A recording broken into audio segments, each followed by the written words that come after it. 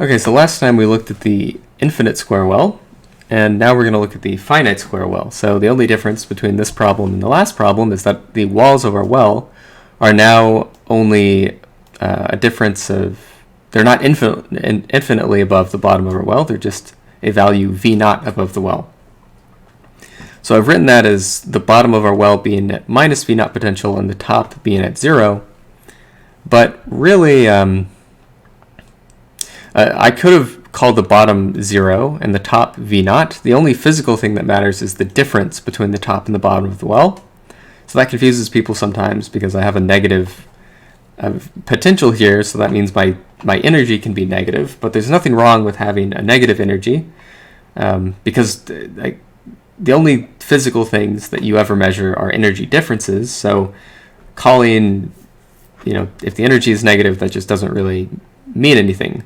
It's the kinetic energy that has to always be positive, but if the potential energy is negative, then the kinetic energy, or then the total energy can obviously potentially be negative if the potential energy is less than the kinetic energy. So, hopefully that's not too confusing. The only important thing is that the top of my well, the difference in potential between the top and bottom of my well is V naught. So what do we do for this problem? Well, we want to, again, solve our eigenvector equation in each of these regions because we have kind of a piecewise potential here. And then we want to use boundary conditions, the continuity of the wave function and the derivative of the wave function to connect these functions at the walls of our well, at these boundaries. So the first thing we need to do is just solve the individual problems. So for phi 1 and phi 3, the potential is just 0. So we get the same equation we found last time. And this is just the simple harmonic oscillator, and you would say, okay, well, the solutions to this are cosine and sine, or the complex exponentials. But what we want to do is we want to look at the bound states of the system. So those are the states where the particle is trapped in the well. So for the infinite square well, because the walls of the well are infinite, there are only bound states because the particle can't ever get out of the well. But for the finite square well, if the particle has enough energy, then it doesn't have to stay in the well. So we don't want to look at those states. We only want to look at the states where the particle is trapped. So if the particle is trapped, well, that means that it doesn't have enough energy to get to the top of this well. So in other words, the energy should be less than 0. And if the energy is less than 0, then the particle won't have enough kinetic energy to get out of the well.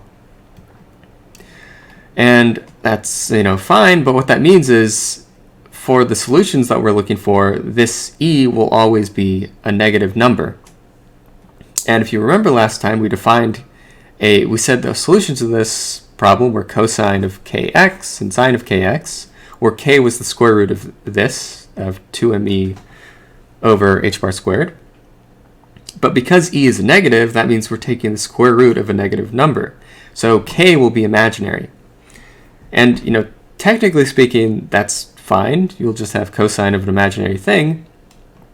And cosine of an imaginary thing goes like cosh, and sine of an imaginary thing goes like shine. But those types of solutions are very different. So the cosine and sine are, wiggly, and then cosh and shine they kind of blow up. So the form of our solutions varies greatly depending on whether E is positive or negative. And since we're always looking at a negative energy, or in this case, we're looking at only values of the energy that are negative, what I want to do to just make things clear is I want to rewrite my energy as minus absolute value of E.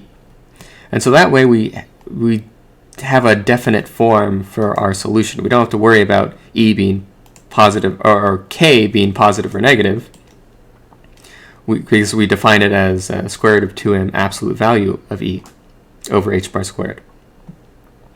And this is known, this is the other differential equation that you should know the solution to, and its solutions are just cosh and sine, or these exponentials. And obviously, again, technically, the solutions are contained. If you allow for a complex k, then these solutions are kind of contained within the cosine and sine solutions. But we prefer to just, make it or enforce that this term is negative, and just say, okay, this is cosh and sine and sine, or these exponentials, and we're not worrying about whether or not k is imaginary or not. And so that sets what the forms of our solutions are. So we know that they will be exponentially decaying or growing, and we don't have to, and they won't be sinusoidal. They won't be wiggly. So these are our solutions, and the question always arises in a particular problem: which form of our solutions do you want to choose? And in this particular case, I want to choose these ones. And the reason I want to do that is these are, this one, it's just an exponential. It blows up at positive infinity. This one will blow up at minus infinity. And what we want is, we saw last time that we wanted our wave function to be normalized. So we wanted the integral of our wave function from minus infinity to infinity to be 1. And you can recognize a problem in that if our function, if phi1 here, or let's say phi3, went as this exponential term, so it kind of blew up as we go to positive infinity, then there would be no way to normalize the wave function, because the integral of that exponential thing would just be infinite. And similarly, if phi1 went as e to the minus kx, well, e to the minus kx blows up at minus infinity, so it would just grow as you went left. So again, that would be kind of weird. So we want our function to go to 0 at infinity.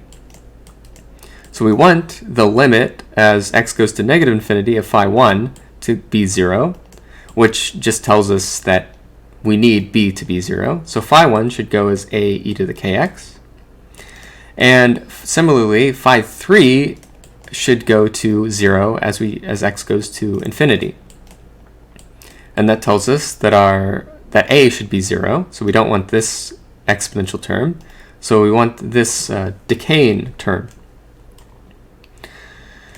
And okay, so we've done everything we can so far for phi1 and phi3. We know that phi1 goes as e to the kx, and phi3 goes as e to the minus kx. And now we want to look at the phi2, so the wave function inside the well, where the potential is minus v naught. So for that problem, our eigenvector equation becomes this. And if we, rearrange things, we get this kind of equation. And so we know, looking at this, E is negative, but the lowest E can be, the lowest value of the energy we can have is when the particle is just at the bottom of the well and has 0 kinetic energy, so it would be minus v naught.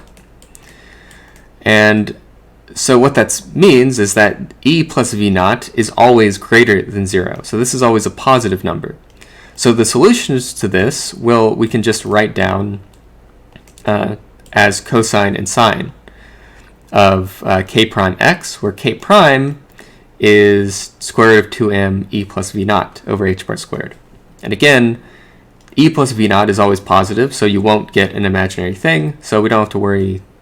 So our solutions will always be cosine and sine. We don't have to worry about k prime being imaginary. So okay, so we found the solutions in each region. We have phi1 looks like this, phi3 looks like this, and phi2 looks like this. So now we need to use our boundary conditions to connect everything up. and we will discover how to do that next time.